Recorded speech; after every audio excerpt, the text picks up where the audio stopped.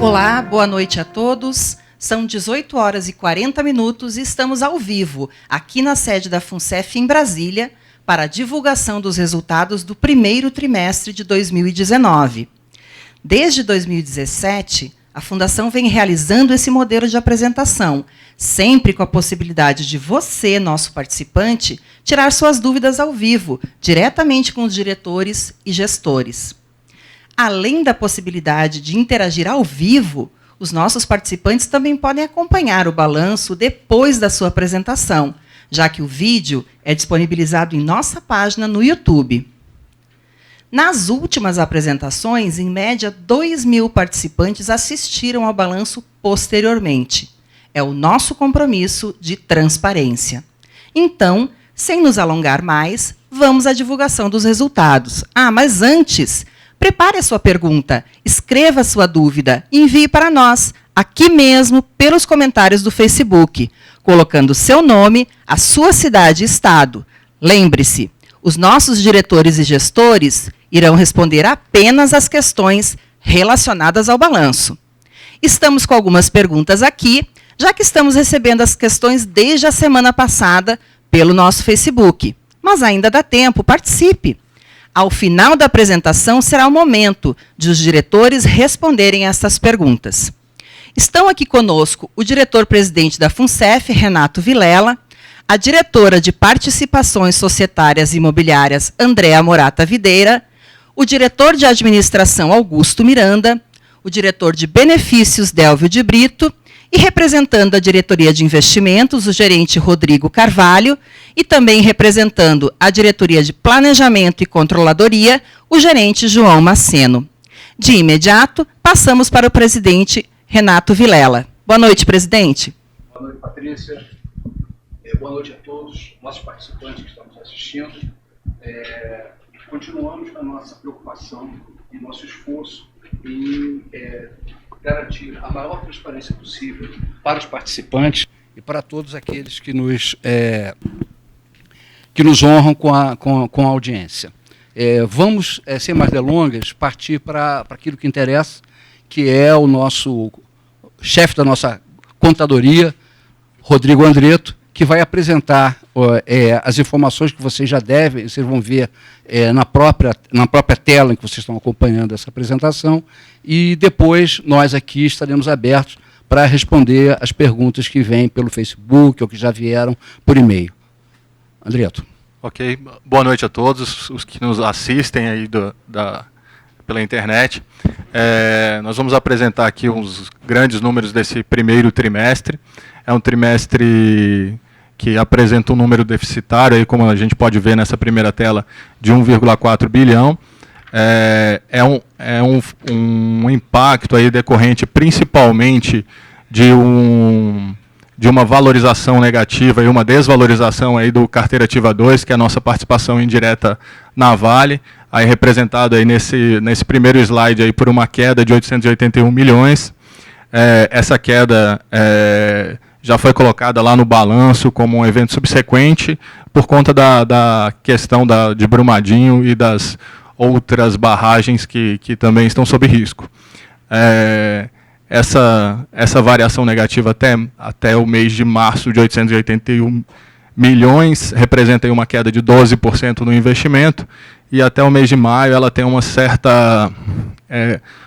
retorno, ela recupera um pouco, e essa queda fica em 500 milhões, então a gente tem aí uns 300 milhões de recuperação desse resultado negativo até o mês de março.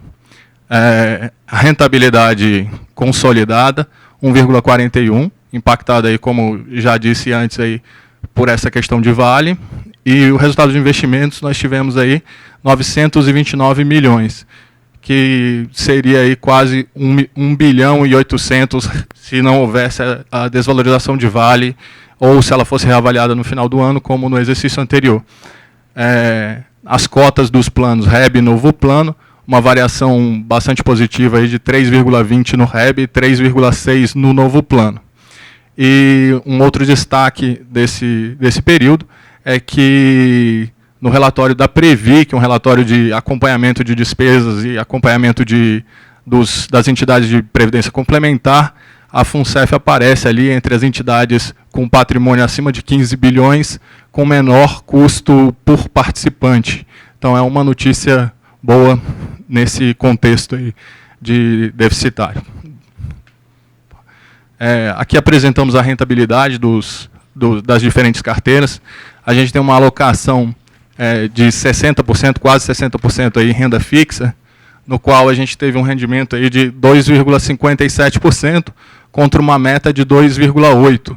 Isso aí decorre principalmente da questão da liquidez, que impacta negativamente, do CDI, né, que é abaixo dessa nossa meta, e nos investimentos atrelados ao IPCA, o IPCA foi inferior ao INPC, e isso impacta ligeiramente negativa nessa carteira, mas no longo prazo isso tende a equalizar.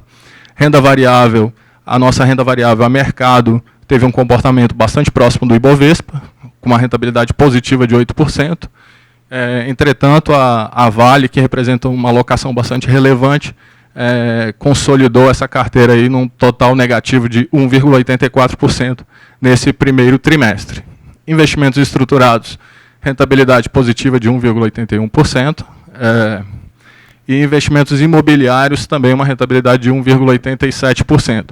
Aqui, nessa carteira de investimentos imobiliários, é importante destacar que os investimentos são somente a questão do fluxo de caixa. Então, esses 1,87 representam aí as receitas de shoppings e hotéis e aluguéis recebidas dos empreendimentos imobiliários. E no final do ano tem a reavaliação imobiliária.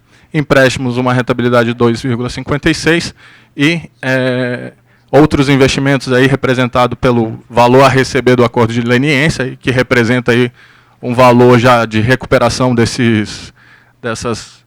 investimentos, recuperação judicial, digamos assim, né, um acordo de leniência com o grupo JIF, e representam aí um total de 1 bilhão, e a gente vem recebendo aí ao longo de 25 anos, mas em prestações semestrais aí até a quinta parcela, totalmente adimplente.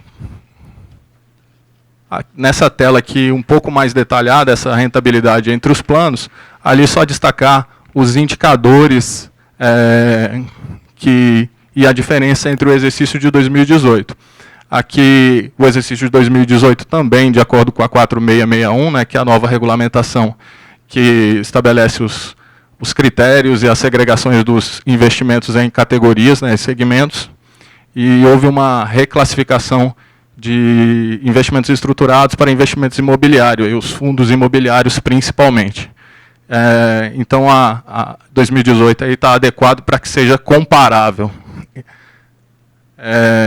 A gente teve uma rentabilidade ali no ano anterior de 3,1, como a gente pode observar, um resultado aí de 1,8 bilhão. A rentabilidade bastante parelha em todos os segmentos, menos em renda variável. A gente pode observar que a grande diferença está em renda variável, conforme já foi dito antes, aí por conta da Vale. Embora o investimento em renda variável de mercado ele tenha crescido um pouco menos que o ano anterior. Como a gente pode observar no IBRX, que teve um crescimento de 11,29 no ano passado, e esse ano 8,64. E isso baliza a nossa carteira aí de ações. E na questão do INPC e o IPCA, aqui a gente destaca o ponto que a meta do ano passado, a gente tinha uma meta nesse mesmo período de 1,59, o que é uma pressão muito menor para os nossos investimentos e, consequentemente, é uma pressão do passivo, né, das reservas matemáticas crescendo, e, consequentemente, isso facilita a geração ou a cobertura desse déficit que a gente tem acumulado. Então, esse ano, com o INPC mais elevado, né, INPC e IPCA, os índices de inflação, a gente tem aí uma meta de 2,8. Isso é um outro impacto negativo nos planos de benefício. Pode passar. Segregando a rentabilidade aqui por planos de benefício, a gente pode observar nos dois planos à esquerda ali, saudado e não saudado, a rentabilidade abaixo da meta atuarial, 0,59 e 1,33 respectivamente. o impacto, como a gente pode observar, o resultado negativo na carteira de renda variável, conforme já foi dito, né, a gente tem uma alocação muito mais no saudado e não saudada, e por conta que era um plano vigente quando a gente fez essa aplicação aí em Vale. Então, a gente tem 12% do RGPB, do Reg Replan saudado, em Vale, e 10% do não saudado. Então, isso é um impacto bastante relevante para os dois planos de benefício, ou as duas massas. E aí, já as demais categorias têm um comportamento um pouco parecido entre os planos de benefício. A gente pode observar aí no novo plano uma rentabilidade de 3,55 e uma rentabilidade de renda variável de 7,61, muito mais próxima aí do IBRX. E o REB, ele tem uma participação aí menor em Vale, mas em torno de 4%. E isso também impacta um pouco negativo, mas não foi o suficiente para que o plano tivesse uma rentabilidade inferior à meta. Então, REB e novo plano superiores à meta, e gerando uma rentabilidade aí, positiva, com uma cota, uma valorização da cota positiva também em relação à meta. Aqui a gente abre a modalidade BD dos planos, né? Então, lembrando aqui que na modalidade de assistidos, a partir da aposentadoria, a gente segregou a massa do novo plano BD e do REB BD, com investimentos mais conservadores, buscando aí um hedge entre o passivo e o ativo. Então, a gente tem uma alocação em títulos públicos que visam casar aí o fluxo de pagamento do passivo. A gente tem uma rentabilidade de 2,65 e 2,67 no novo plano e no REB, ligeiramente abaixo da meta atuarial, mas isso é uma sazonalidade, é uma questão do IPCA e NPC, que no longo prazo deve se equalizar. Pode passar. No final desse período, então, aqui a gente traz o resultado acumulado. A gente teve, no período, um déficit de 1,4 bilhões deficitário, todos os planos deficitários. REB novo plano, aí, somente a parte BD, por estarem ligeiramente abaixo do atuarial, mas, como eu mencionei, é uma questão aí da renda fixa que é temporal, porque a inflação também é uma inflação crescente, isso também tem um impacto negativo, e quando ela volta a cair, a gente tem um impacto positivo. A gente tem um ajuste de precificação aí em torno de 4,2 bilhões positivo, deduzido o impacto desse ajuste de precificação, que são os resultados futuros dos títulos públicos, que não são levados a equacionamento. A gente tem essa última linha aí, que é o equilíbrio técnico ajustado, que é o valor que a gente considera, de acordo com a resolução 30, para equacionamento ou não, né? Então, no Reg Replan saudado, a gente tem um déficit aí de 2,3 bilhões de equilíbrio técnico ajustado negativo. No Reg Replan não saudado, esse montante é de 305 milhões. Todos os dois estão dentro da meta da duration menos 4, que é o limite legal. Estão mais ou menos na metade desse limite, então a gente tem um limite quase que o dobro desse valor, a gente vai ver isso num gráfico seguinte. E o novo plano e o REB, considerado o ajuste de precificação, ambos estão superavitários, então não há que se falar em equacionamento nessas duas massas. Pode passar. Aqui em percentuais, então aquela mesma tela de equilíbrio técnico ajustado, só que agora em percentuais sobre a reserva matemática, que é como a legislação trata a questão do déficit. Então, no Reg Replan saudado, a gente partiu aí em dezembro de 2018 de um déficit de 2,33%. Esse déficit foi agravado aí para 5,31%, e a gente tem um limite, de acordo com a legislação, de 9,67%. Então, a gente está aí um pouco acima da metade desse limite. No Reg Replan não saudado, a gente partiu de um déficit de 3,81% das reservas matemáticas e alcançou aí um equilíbrio técnico negativo de 5,42%, de um limite de 10,80%. No REB e novo plano, os dois estão, tanto em 2018 quanto no primeiro trimestre, ambos estão superavitários aí, considerando o ajuste de precificação ou o equilíbrio técnico ajustado. Então, equilíbrio técnico ajustado positivo em ambas as massas. 15% no REB e 9,61% no novo plano. Bom, essa tela ela demonstra aqui a despesa per capita do relatório da Previc. Então, ele é um extrato aí do relatório da Previc sobre as despesas administrativas dos fundos de pensão. Conforme eu disse lá no começo da apresentação, a gente foi ali enquadrado num grupo que é das entidades públicas acima de 15 bi. Se a gente considera o total, a gente está ali nesse lado direito. Então, de todas as entidades, tanto privadas quanto públicas, acima de 15 bi, a gente está em terceiro lugar ali no menor custo por participante. Lembrando que as entidades privadas, elas podem ter o custeio aí patrocinado ou custeado pelo seu patrocinador, coisa que é vedado pela legislação para as entidades públicas. Então, tem uma restrição nas despesas administrativas. Com relação, se a gente colocar só as públicas, a FUNCEF ali fica enquadrada no lado esquerdo, como a que teve o menor custo por participante. Aqui, quando a gente olha a evolução das despesas administrativas, a gente fez um comparativo da variação da despesa administrativa acumulada e a variação do INPC também acumulado, o INPC do exercício anterior, porque o reajuste do ano ou as despesas do ano são referenciadas ou, em tese, atualizadas de acordo com o INPC do ano anterior. Então, a gente pode ver que nesses últimos 5 anos, a FUNCEF teve uma evolução de 26% das despesas administrativas contra 35% da evolução do INPC. Então, bastante relevante essa redução aí, ou essa redução real, digamos assim. Pode. E, por último, aqui o custeio versus a despesa administrativa. Perdão, o custeio da despesa administrativa. Então, aqui nessa coluna verde, a gente tem a taxa de carregamento que os participantes contribuem.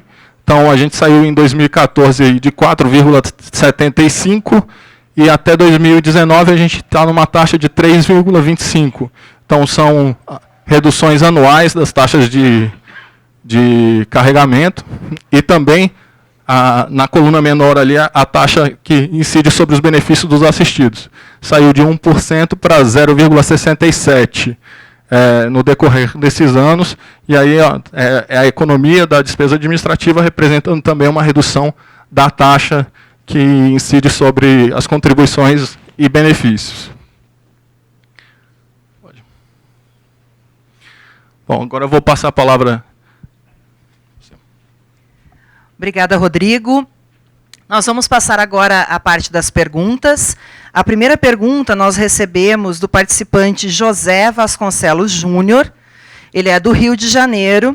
Ele faz a seguinte pergunta, presidente Vilela. Tenho ouvido falar em prejuízo no trimestre. Espero que a informação não proceda. Mais risco de novos equacionamentos? Sou aposentado do Reg Replan Saudade. É o José Vasconcelos Júnior. Boa noite, José. Infelizmente, a gente não pode dizer que essas notícias são infundadas. Entretanto, uma coisa que eu gostaria de lembrar é que na nossa última apresentação do balanço de 2018, quando nós apresentamos resultados muito positivos, todos nós fizemos a ressalva, já tinha ocorrido o acidente de Brumadinho, e nós já tínhamos feito a ressalva para os senhores de que isso afetaria o desempenho do primeiro trimestre. Era inevitável. Né? Essa questão, isso se dá por quê? Né? Porque nós temos uma participação extremamente elevada nesse ativo. O nosso portfólio é muito concentrado especificamente nesse ativo, e certamente nós sofremos negativamente ou nos beneficiamos positivamente das variações das ações da Vale. Isso é uma questão que está sempre no nosso radar, que nós estamos lidando com isso, não é uma coisa para se fazer de uma hora para outra. Isso tem que ser estudado, nós temos estudos nesse sentido e vamos trabalhar no melhor interesse dos participantes. Só lembrando que, até com essa preocupação que nós temos em relação à transparência, nós, de posse, ou conhecendo os detalhes do acidente ocorrido em janeiro, vendo o desempenho das ações da Vale por conta desse episódio, mas também vendo a recuperação do valor desse ativo na Bolsa ao longo do período, nós antecipamos essa possibilidade, alertamos e tínhamos a certeza de que isso aconteceria. O que não significa necessariamente que isso venha trazer um prejuízo significativo ou um prejuízo quando nós olharmos para o desempenho do ativo ao longo de todo o ano de 2019. A recuperação posterior das ações da Vale são um alento, só que nós não vamos tomar uma posição definitiva agora, porque nós temos que verificar. Lembrando aos senhores que houve uma mudança de metodologia na forma de calcular o ativo no balanço, que traz para nós uma segurança, no sentido de que ela tem muito mais aderência ao efetivo valor desse nosso ativo, das ações da Vale em mercado. Isso foi um ganho em termos de governança, em termos de qualidade, em termos de transparência dos nossos ativos e, particularmente, desse ativo que é tão importante para nós. Então, nós estamos num processo de consolidação e de maior abertura, maior transparência, como eu disse, em relação a essa gestão. Nossa expectativa, acho que todos aqui eventualmente podem falar sobre o assunto, nossa expectativa é que a recuperação se dê de uma forma paulatina e que a gente já possa ter, ao final do ano, algum resultado para trazer para os senhores. Isso, como ficou claro naquele gráficozinho que tem um pontilhado em azul, né? Nós estamos longe de novos equacionamentos. Não será este impacto deste ativo que fará com que haja risco de novos equacionamentos ao longo de 2019 e outros anos. Nós temos folga, como os senhores viram também em termos da gestão dos nossos ativos, nós temos folga suficiente para garantir aos senhores que não vai ser esse efeito, esse impacto negativo que vai piorar a vida dos nossos participantes. Espero ter respondido tudo. A próxima pergunta é da Maria Augusta. Ela pergunta: a queda nos juros pode afetar o desempenho dos nossos investimentos? Ela é uma participante do Novo Plano e mora em São Paulo, capital. Por gentileza, o gerente da Adirim, Rodrigo Carvalho, poderia responder? Boa noite a todos, boa noite, Maria Augusta. Boa pergunta, sim, ele impacta, obviamente, sim. Na Adirim, as nossas classes de ativos, ela impacta especificamente as classes de renda fixa. Obviamente, há algumas alternativas, a gente possivelmente teria que revisitar algumas questões de ativos com nível de risco um pouco mais elevado, mas sim, obviamente sim, a expectativa e a taxa de juros, a gente está falando, é a Selic, o mercado vem precificando novos cortes, isso a gente precisa aguardar para ver. Internamente, a gente mantém essa expectativa da Selic a 6,5%, e isso impacta, nós temos 4 carteiras, uma carteira HTM, temos 2 riscos aí, o risco na taxa pré e o risco na taxa pós. Na taxa pós, o Andreto bem colocou, a gente teve um descasamento de NPC e IPCA, e isso é um risco, sim, se mantiver esse descasamento até o final do ano, é um risco que nós temos. Na taxa pré, é exatamente esse impacto da queda da taxa de juros, a gente está vivenciando aí taxas de títulos, exemplo, a 2012, 2013, a 3, 4 a média, muito abaixo do nosso atuarial. Na classe CDI, o Andreto também colocou isso para vocês, é uma classe líquida, mas a Selic a 6,5% está longe do atuarial. E temos outras 2 classes, o crédito corporativo e o crédito bancário. Mas, novamente, o spread, quando fecha para o título público, a Selic, fecha também para as outras classes, fecha para o crédito, fecha para o corporativo.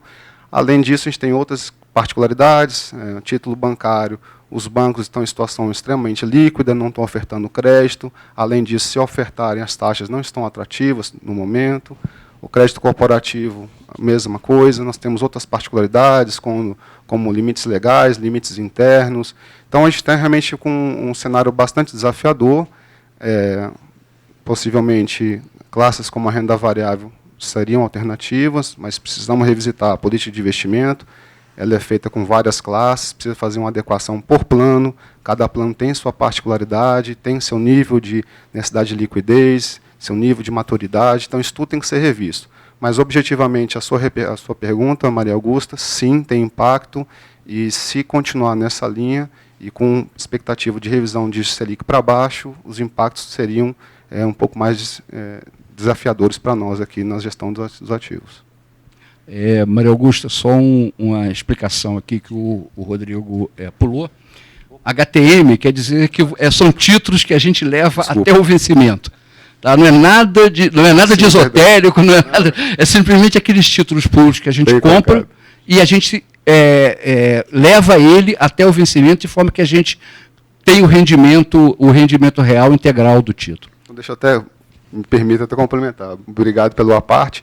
Esses títulos, na verdade, se vocês forem abrir as carteiras de investimento, a maior parte dos investimentos em renda fixa é na carteira HTM, que são ativos marcados a vencimento. Qual a finalidade? Imunizar o passivo, né, dos participantes e garantir esse pagamento na época do benefício.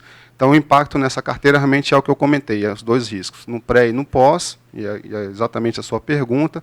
Nas outras classes eu já falei, mas muito bem colocado, senhor presidente. Obrigada. Nós recebemos diversas perguntas questionando a respeito da redução do percentual do equacionamento. Nós vamos trazer aqui, presidente, a pergunta do Sigfrido Graziano Júnior, de Florianópolis, Santa Catarina. Ele resume um pouco das várias perguntas que nós temos recebido durante a semana. Gostaria de saber sobre a redução do percentual do equacionamento e quanto já foi recuperado e a perspectiva de retorno do que foi mal investido, inclusive sobre a identificação e responsabilização dos envolvidos com os valores a serem recuperados. Essa é uma pergunta bastante ampla, né? A Patrícia vai me lembrar ponto a ponto aí para eu ir respondendo aos pouquinhos, por favor. Ele pergunta inicialmente sobre a redução do equacionamento e quanto já foi recuperado. A redução do equacionamento nós estamos trabalhando, ela dependerá basicamente do desempenho, da performance dos nossos ativos. Essa é a nossa grande meta, nossa grande expectativa, no sentido de trazer mais solidez e, eventualmente, com alguns desses desafios que o Rodrigo nos colocou.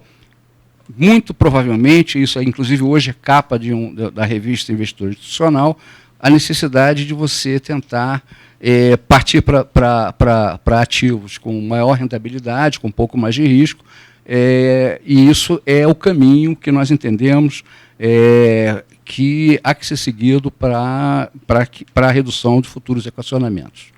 Segunda parte. Presidente, ele questiona também sobre identificação e responsabilização dos envolvidos, valores recuperados, em relação a investimentos mal feitos no passado. Bom, nós já tivemos, como todos sabem, inclusive apareceu numa das nossas telas aí, um acordo de leniência que foi fechado entre o Ministério Público e um dos nossos investidos, a JIF, que já nos trouxe, já está nos trazendo resultados financeiros e já está refletido adequadamente no nosso balanço. A expectativa é que a gente continue nesse processo de colaboração com o Ministério Público Federal, dentro da Operação Greenfield. Nós somos, todos os senhores sabem, assistentes de acusação, daí que nós temos o direito de receber de volta parte dos acordos de leniência que são feitos com o Ministério Público.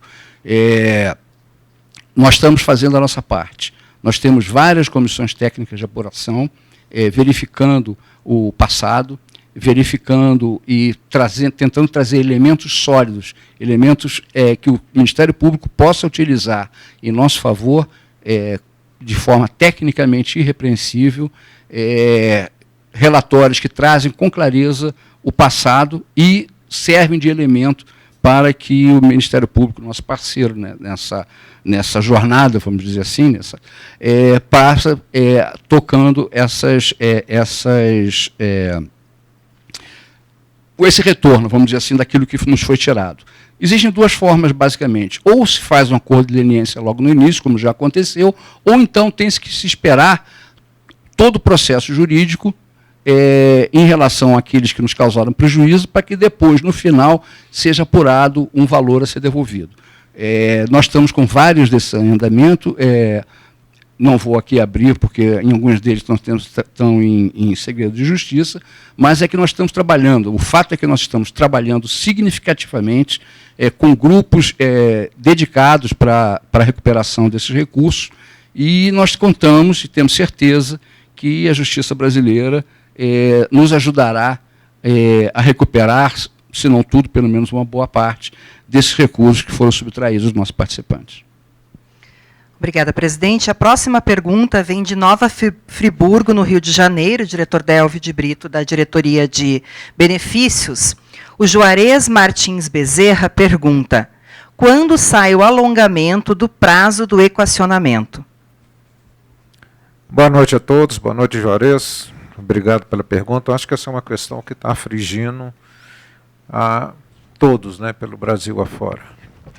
Essa questão que o Juarez traz, ele decorre da publicação da resolução CNPC número 30, em novembro do ano passado, que permitiu que a gente fizesse uma revisão dos planos de equacionamento vigentes, propiciando, entre outras coisas, o alongamento do prazo desses planos e, consequentemente, a redução da alíquota da contribuição extraordinária. Essa resolução ela exigiu 3 condições para que você pudesse fazer a revisão. O plano de equacionamento que você quer revisar tem que estar em extinção, quer dizer, não aceita nenhum novo participante, é a situação do REG-REPLAN, então nós atingimos plenamente essa condição. A segunda condição é que o déficit técnico equacionado corresponda à totalidade do déficit acumulado existente, né, atualizado, ainda é importante esses adjetivos, né? E, por fim, que a gente comprovasse por um estudo de solvência e liquidez que esse alongamento do prazo não comprometeria a saúde dos planos, que, afinal de contas, o objetivo é trazer os planos à solvência e pagar benefícios até o fim da vida prevista de todos os participantes. Nós fizemos uma primeira consulta à Previc por conta dessa segunda condição, que era atender a totalidade do déficit, decorrente principalmente dos nossos planos 14 e 15, dos anos de 2014 e 15. Porque, se vocês se lembram, tanto no REG-REPLAN saudado, os planos de equacionamento de 2014 e 2015 não foram feitos pela totalidade, como a legislação permitia naquela época e continua permitindo, né? E a de 2016 foi feito pelo valor total. Já no não saudado, o plano de 2015 foi feito pelo valor mínimo e 2016 pelo valor total. Nós fizemos uma consulta Previc, no sentido de possibilitar a adoção da CNPC 30 para todos os planos. Haja vista que em 2016, a nosso entendimento, ao fazermos o equacionamento pelo valor total, a gente já estava englobando todo o resquício de 2014 e 15 que não tinha sido equacionado naqueles planos de equacionamento. A Previc, depois de um longo tempo, nos mandou uma resposta, e essa resposta foi no sentido seguinte: olha, 2014 e 2015, eles falaram textualmente, não cabe uma mera extensão de prazo. Tá? O fato de falar que não cabe uma mera extensão de prazo, na verdade, abriu uma possibilidade. Tá? Então, para a gente fazer 2014 e 15, a gente teria que alterar outros parâmetros do plano de equacionamento para adequá-lo, todos os dois, 14 e 15, às condições da CNPC 30. E nós estamos hoje exatamente nesse ponto. Tá? Nós estamos estudando os reflexos que teria se a gente alterasse todos os parâmetros dos planos de equacionamento 14, 15 e 16. Né? Com relação a 16 ainda, a Previc falou que a gente teria que, como se fala em valor atualizado de déficit, a gente teria que incluir um déficit não equacionado em 2017. Mas antes que isso cause, né, nossa, incluir mais um déficit no equacionamento, quer dizer que eu vou pagar mais? Não, na verdade não, tá? Porque ao fazermos o alongamento do prazo, mesmo incluindo um déficit de 17 não equacionado, o efeito que isso teria seria ainda uma redução da alíquota de contribuição extraordinária. A FUNCEF hoje está nesse ponto. Nós estamos terminando os estudos sobre os reflexos dessa posição da Previc nos planos 14, 15 e 16, de maneira que a gente consiga trabalhar com todos esses planos, e não apenas com 16, se a gente tomar como premissa que 14 e 15 a gente não fez pelo valor total. Esses estudos estão finalizando, tá? Nos próximos dias a gente já tem isso tudo acertado, aí vamos para a próxima etapa, que é exatamente o estudo de solvência e liquidez, que já está em andamento, mas nós temos que ultimar. A Dirim, né, está debruçada sobre esses estudos e devem terminar também rapidamente. Aí nós entramos no processo decisório da FUNCEF. Tá, tudo bem, tecnicamente é possível, então cabe agora à diretoria da FUNCEF decidir, como está previsto nos estatutos, nós decidimos se vamos ou não fazer, né? Passando na diretoria, vai para o nosso conselho deliberativo, também ele vai se pronunciar a respeito, e aí sai da órbita da FUNCEF. Tá? Vai para a Caixa, que ela tem que se pronunciar a respeito, e a Secretaria de Controle e Governança das Estatais, que também tem que se manifestar. Então vocês veem que é um processo complexo, tá? É bastante trabalhoso. Nós estamos trabalhando na FUNCEF com todo afinco para resolver isso o mais rápido possível. Tá? Não podemos precisar para vocês exatamente uma data para isso acontecer, mas o nosso objetivo é terminar isso o mais rápido possível dentro da FUNCEF, encaminhar a Caixa, e nós já estamos conversando com a Caixa, antes mesmo de mandar para lá, nós já estamos conversando com ela, mostrando o que a gente pretende fazer, etc., para já, nas palavras, sempre azeitar a situação, para que chegar lá, o processo decisório da Caixa também seja o mais rápido possível, e a mesma coisa com o SEST. Esse é o nosso objetivo, gente. Infelizmente, eu não posso precisar para vocês uma data para isso acontecer, mas tenho certeza que nós aqui não estamos descansando, nós estamos aqui nos debruçando todos os dias sobre esse problema, sabemos da importância disso para os participantes, tá? E que nós vamos adotar o mais rápido possível a melhor solução para os participantes. Tá? É isso. Obrigada, diretor Délvio. Nós temos agora uma outra pergunta para o diretor Augusto Miranda, da Diretoria de Administração. O participante Pedro da Costa, de São Paulo, capital, pergunta, diretor, há espaço para mais redução de despesas na FUNCEF? Obrigado pela pergunta do colega. Sim, sempre há espaço. Nós temos demonstrado nos últimos anos, conforme já anteriormente indicado nos gráficos dessa apresentação, que o esforço de contenção e maior eficiência das despesas administrativas da FUNCEF não é de agora, já vem de um ciclo de trabalho já de longa data, e temos expectativa de que ele prossiga nesse ano, resultando ao final de 2019 uma nova demonstração, um novo avanço nessa busca de uma FUNCEF mais econômica, mais racionalizada, mais eficiente em benefício dos seus participantes. Não é por outra razão que nós temos tido nos últimos anos, conforme já demonstrado aqui, a possibilidade de reduções sucessivas e contínuas nas taxas de carregamento, que são a principal fonte de financiamento da nossa máquina administrativa burocrática. Se isso não fosse possível, se não tivéssemos feito essas medidas de maior eficiência administrativa, isso não seria possível, teríamos que manter os níveis até então vigentes.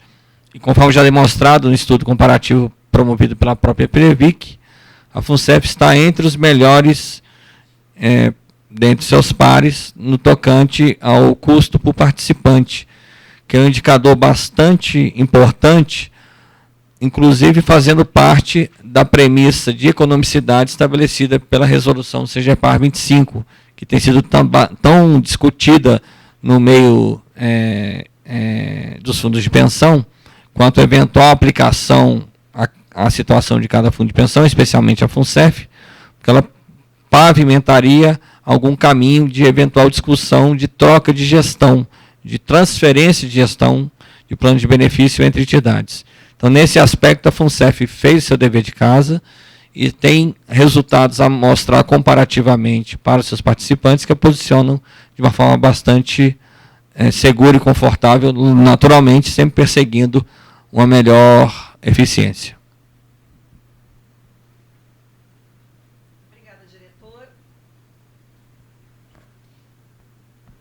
Obrigada, diretor. Nós vamos fazer uma pergunta agora ao gerente da Diretoria de Controladoria e Planejamento aqui da FUNCEF. O resultado da FUNCEF está dentro do esperado para os fundos de pensão, João Maceno? Sim, o que está acontecendo é o seguinte: quem tem investimento de longo prazo, como foi a questão da Vale, feita há mais de 20 anos, ela, para o bem e para o mal, como disse o nosso presidente, ela está impactando os nossos resultados. No caso da FUNCEF, ela é 10%. Então, qualquer variação aí é impactante. Mas eu gostaria de dizer o seguinte: vamos falar de equilíbrio técnico, né? Hoje é um dia de demonstrar resultados. O que é o equilíbrio técnico? Nós vamos ter ou não novos equacionamentos? A gente vai ter resultado positivo em 2019? Quais são as projeções? Isso as pessoas querem ouvir bastante.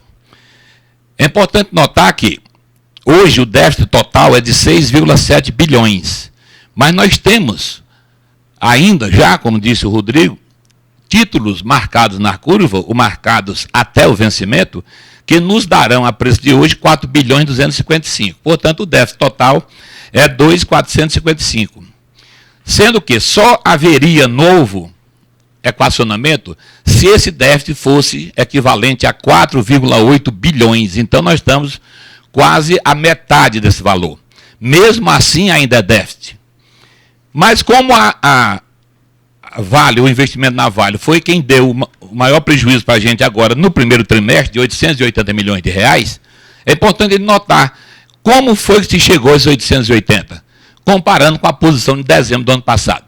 Traduzindo numa linguagem de mercado, como disse o nosso presidente, nós trocamos a modalidade de avaliação e agora é preço de mercado. Qualquer cidadão entra hoje no Google ou na internet, na Bolsa de Valores, e diz: quanto é que está a ação da Vale hoje? Ela fechou hoje a 52. Quanto estava contabilizado em dezembro passado? A 52. Com a questão de Brumadinho, ela chegou a 42. Então, como Brumadinho foi nos últimos dias de janeiro, ela impactou janeiro, fevereiro e março. Então, como é uma média dos últimos 3 meses, em março nós contabilizamos essa perda de 880. Se ela permanecer a 52, como está hoje, nos próximos 2 meses, por exemplo, nós zeraremos esse déficit que nós tivemos no primeiro trimestre. Ou seja, em julho poderemos estar com esse ativo zero. Quais são as projeções para ele?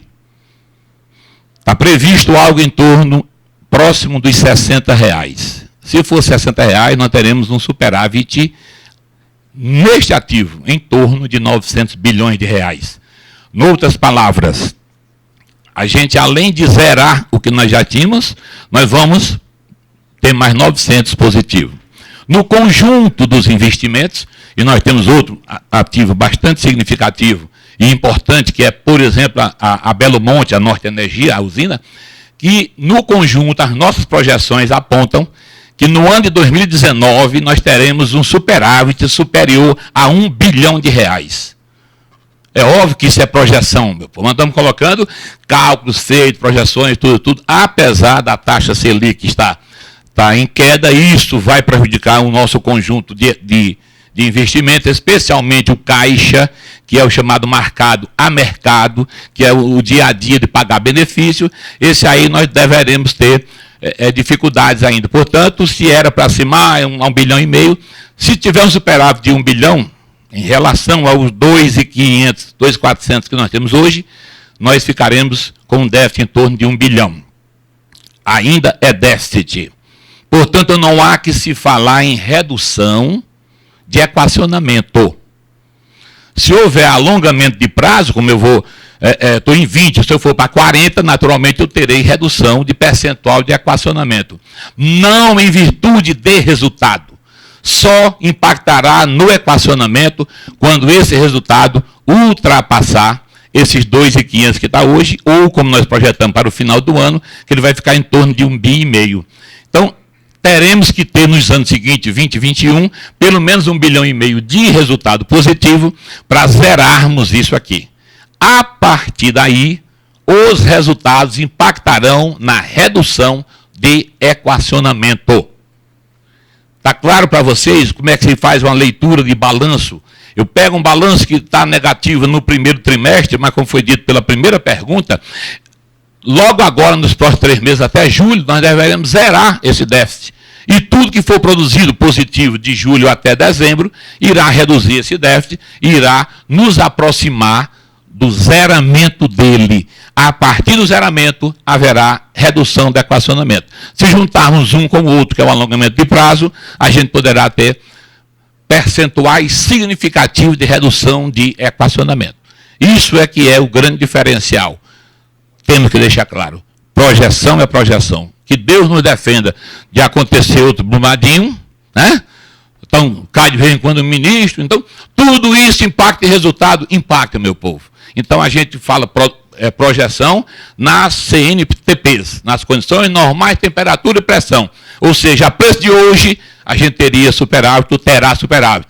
Se algo ruim acontecer, talvez não, mas se algo muito bom acontecer, teremos. Obrigada, Marcelo. Entenderam? Espero que sim. Não vamos cobrar do Maceno se esses números não se concretizarem. Ele frisou bastante que são projeções, né? Basicamente isso mesmo, os números que ele colocou são esses. E aqui, só para reprisar um ponto, antes da gente passar para a resposta da Andréia. Nós fomos vítimas de volatilidade de alguns ativos. E essa volatilidade, a melhor forma de nós lidarmos com ela é através de diversificação de portfólio, é através de estudos técnicos de entrada, é através de decisões técnicas de saída. Nós aqui estamos preparados, irmanados em termos de fazer isso pela FUNCEF, de trazer as decisões baseadas na melhor técnica existente, e nós fazemos, e isso é o que nós fazemos.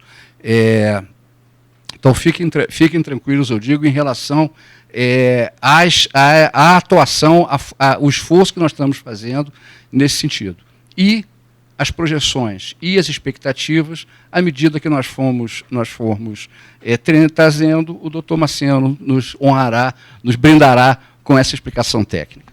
Obrigada, presidente. Nós estamos encerrando, vamos passar para a diretora Andréa, da Diretoria de Participações Societárias Imobiliárias. Diretora Andréa, a participante Adriana Silva, do Recife, pergunta: qual é o plano da FUNCEF para a sua carteira de ações? Imobiliária. Ações imobiliárias. Tá. A carteira imobiliária da FUNCEF, hoje, ela está passando por um processo de reestruturação. A Adipar hoje está fazendo já iniciou um estudo de toda a carteira imobiliária, fazendo com que olhe subsegmentos da carteira imobiliária e também ativo por ativo. Isso terá, a gente tem um cronograma de que até o final deste ano todo esse estudo estará pronto para encaminhar a diretoria para a tomada de algumas decisões em relação à carteira imobiliária e, portanto, uma reestruturação de toda a carteira e da área imobiliária. Esse é o nosso cronograma para essa entrega deste estudo até o final desse ano de 2019 e começar a entrar a reestruturação da área em 2020. Obrigada, diretora. Presidente, o senhor quer encerrar, por favor? Não, agradecer aos nossos diretores pelas explicações, por estarmos aqui, agradecer aos participantes que estão nos assistindo pela paciência. Os senhores podem ter certeza que nosso compromisso, além de o compromisso normal de um fundo de pensão, é um compromisso claro com a transparência, com a discussão. Os senhores sabem que as perguntas não ficam sem resposta, os senhores sabem que nós recebemos com muita frequência e com muita intensidade perguntas de participantes, e a nossa preocupação é sempre responder e trazer não só boas notícias, mas eventualmente notícias não tão favoráveis, com a mesma tranquilidade e com a mesma técnica para todos aqui. Acho que agradeço aqui a presença de todos.